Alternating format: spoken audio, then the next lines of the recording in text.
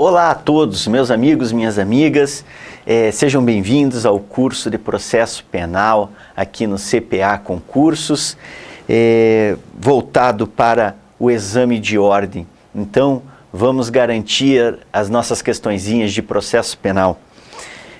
Quando a gente fala de processo penal, vamos lembrar que nós estamos falando daquela área do direito que traz todas as diretrizes, toda a sistematização para a persecução penal num sentido amplo, falando no sentido mais amplo. O processo penal no Brasil, nós temos nossas diretrizes principalmente na Constituição Federal e no Código de Processo Penal. O Código de Processo Penal, além de trazer algumas diretrizes, princípios, vai trazer toda a parte sistemática do processo penal. Já na Constituição, nós teremos principalmente os princípios. E são com os princípios que nós vamos começar a aula de hoje.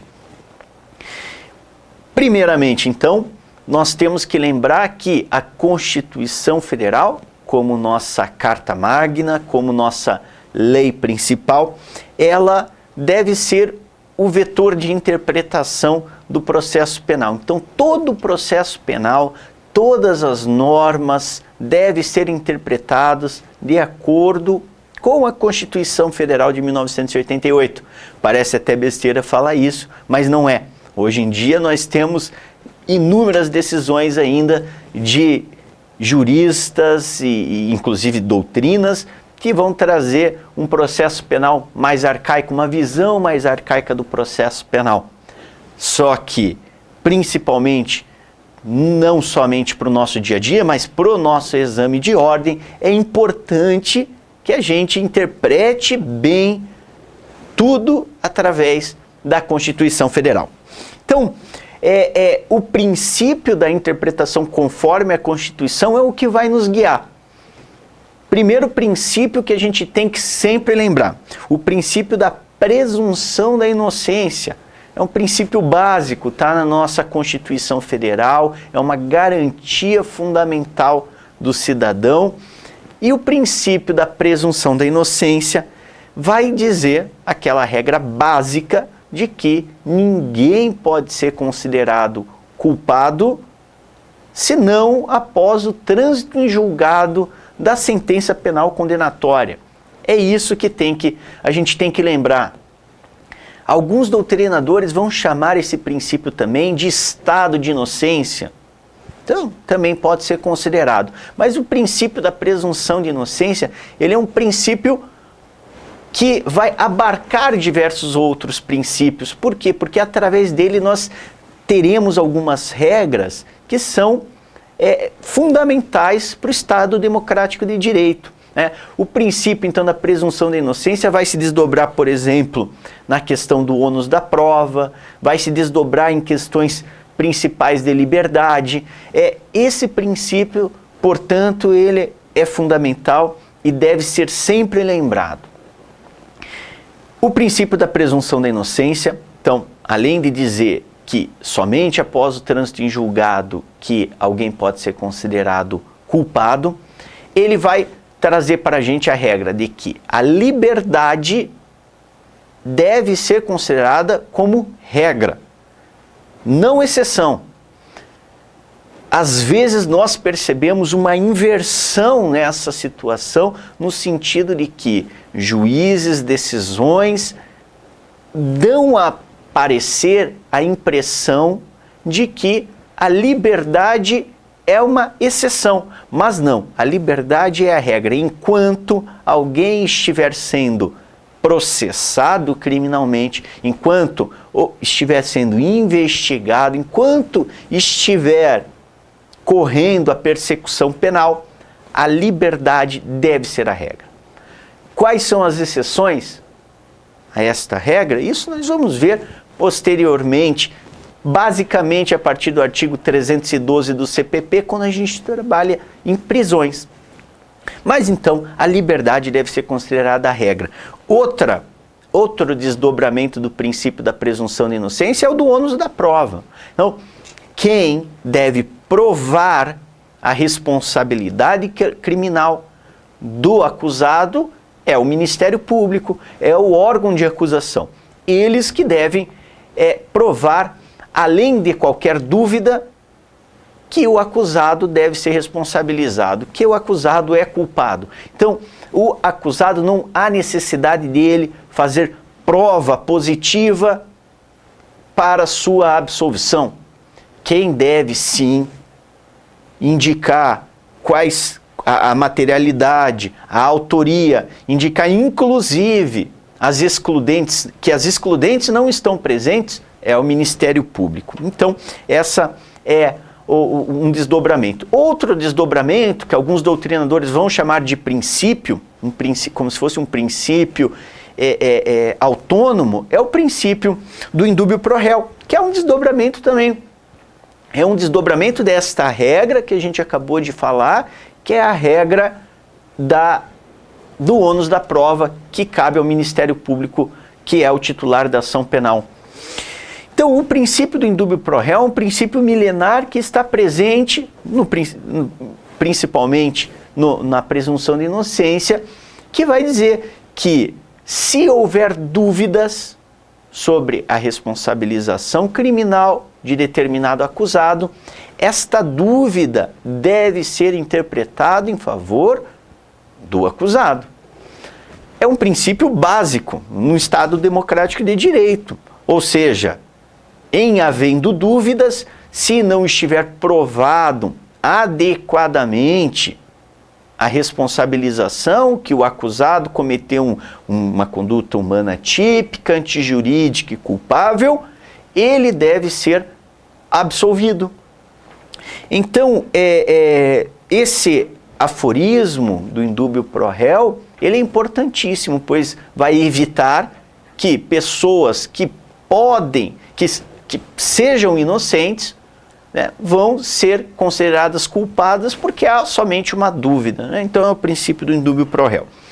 O princípio da legalidade, indo mais além, o princípio da legalidade no processo penal vai dizer que a fonte formal e imediata do processo penal é a lei processual penal. Esse que é o que diz o princípio da legalidade.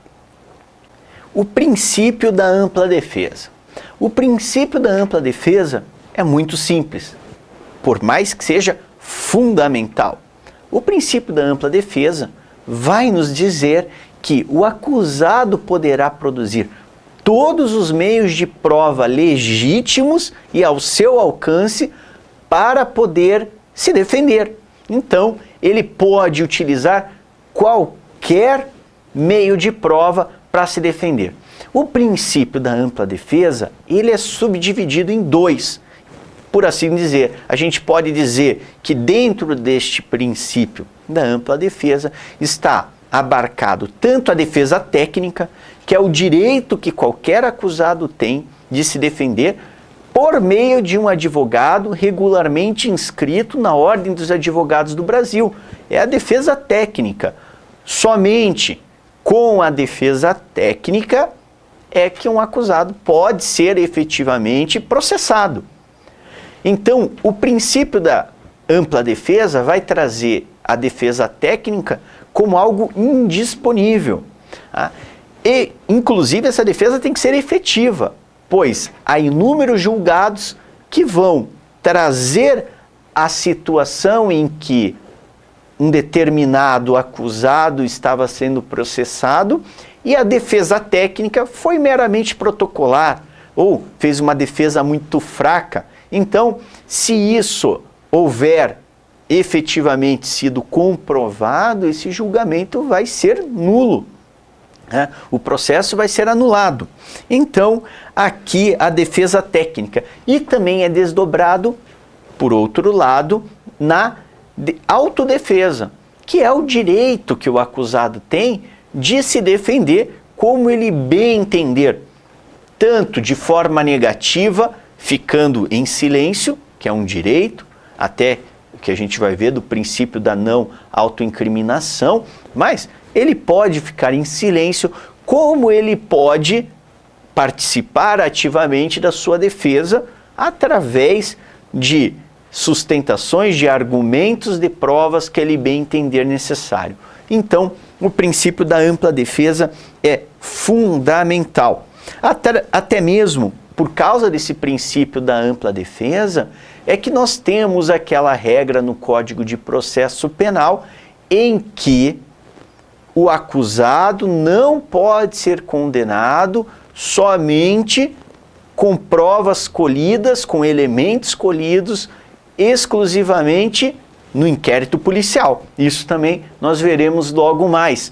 Ou seja, tendo em vista que no inquérito policial, na investigação policial, não há a ampla defesa e o contraditório presentes, que são princípios fundamentais, que são garantias fundamentais, caso somente as provas sejam feitas provas, sejam colhidas provas, elementos no inquérito policial, então isso não pode servir para condenar o acusado. Também veremos isso logo mais na nossa aula. A partir disso, nós temos também outro princípio fundamental, o princípio do devido processo legal, também é considerado como um princípio guarda-chuva, porque dentro desse devido processo legal, diversos outros princípios derivam. Então, há inclusive o princípio do contraditório, da ampla defesa, muitos doutrinadores dizem que está aqui dentro do princípio do devido processo legal. Mas, de uma forma mais restrita, o princípio do devido processo legal vai informar que ninguém pode ser condenado ou que um processo, efetivamente, esse processo deve seguir todas as regras que estão na lei. Não se pode prejudicar o acusado por diligências ou por atos que não estejam dentro do Código de Processo Penal. Então, o princípio do devido processo legal vai trazer essa ideia que ninguém pode ser privado de sua liberdade, senão respeitando o processo que esteja previsto em lei, o devido processo legal. O princípio do contraditório. O princípio do contraditório vai trazer para a gente a ideia de que o processo é algo dialético. Nós temos a acusação e nós temos a defesa. Desta forma, não é possível que alguém seja condenado meramente com um lado da moeda, que é o lado da acusação, como acontecia antigamente, desde o período inquisitório. Isso não é possível. O contraditório, então, dá ao acusado o direito de contraditar, de fazer contraprovas, de apresentar contra-argumentos em relação ao que foi apresentado pelo Ministério Público na acusação. Então, o contraditório é muito desta ideia dialética que o processo tem de uma parte contra a outra parte. Nós temos o princípio da publicidade. O princípio da publicidade. O princípio da publicidade vai trazer a ideia de que todos os atos, todos os processos devem ser públicos. E isso é uma garantia do cidadão. Processos sigilosos também é da época inquisitiva. Aqui a publicidade é a regra. Os processos são públicos. Isso é uma forma, inclusive, de podermos verificar como que ocorre a atuação do Poder Judiciário. É claro que o inquérito policial, e nós veremos isso em seguida também, o inquérito policial, ele não é público.